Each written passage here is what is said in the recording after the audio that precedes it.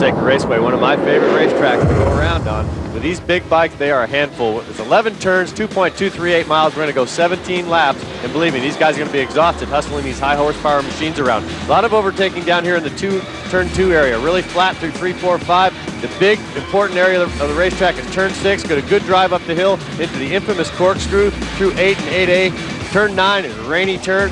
There's a lot of inside passing going on there this weekend. Good traction there. Really fast through 10, hard on the brakes through 11, and from here to here, that's where this race is going to be decided. My call. That's a look at the track, and now we'll take a look at the points. The championships are at stake, and look how close it is among the top 5, well within the number of points given out for a single race. Ben Spies on the poles, picked up a point. Josh Hayes has been riding extremely well. Jake Zemke trying to bounce back. And Adam Krusty Ferguson on the Corona bike has been there every weekend. Marty Kragel, an outside shot. That's the way it goes right there. So we'll be back here for Racing and Formula Extreme in just a few moments.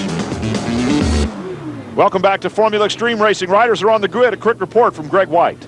Jason Pridmore, the defending champion, has a new system in his motorcycle this week, a Motec system. And earlier in the day in the Superbike race, he was able to do 26.8, which is just a 10th off of pole time. Jason is ready to prove that he can win in this class again.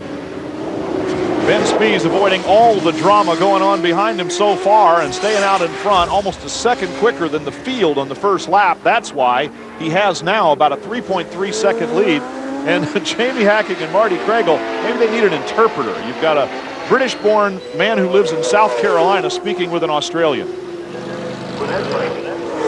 Roger Hayes feeling his oats. Josh Hayes going to cross wheels back behind him, but can't get it done. Roger Hayden's going up the hill. He just took a spot back that he surrendered a while ago. And Steve Rapp right behind them both on the number 5 Valvoline-sponsored machine.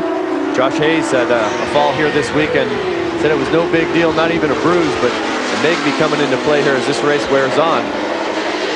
Well, in fact, he had a little fall, as you mentioned. He jumped right up and started doing bows and waves to the crowd as they applauded over in the turn 5 area. Here's Roger making the pass on Hayes. Sets him up on the inside. Watch Roger Lee get his downshifts just a little bit later. Gets on the lever. But really just took up the inside. Josh Hayes could do nothing about that pass. Pretty solid move by the kid. And Spies gets around him, has a quick look. Goes on the brakes. Now he's probably planning his celebration wheelie, and he's pretty good at them. Close to an 8-second lead. He puts the front wheel in the air, brings it across pit road to wave to his crew, and there they are. Tom Houseworth, center of the screen, his crew chief, going away and heading for victory lane to celebrate with Ben Spies, who earns his 3rd win of the season here in Formula Extreme. Here comes Roger Hayden trying to hold off Josh Hayes. He's going to do it, Brian. Hayes is going to be 5th, Steve Rapp 6th, and Roger Hayden with his best finish of the season in Formula Extreme brings it home in 4th on the Arian Honda.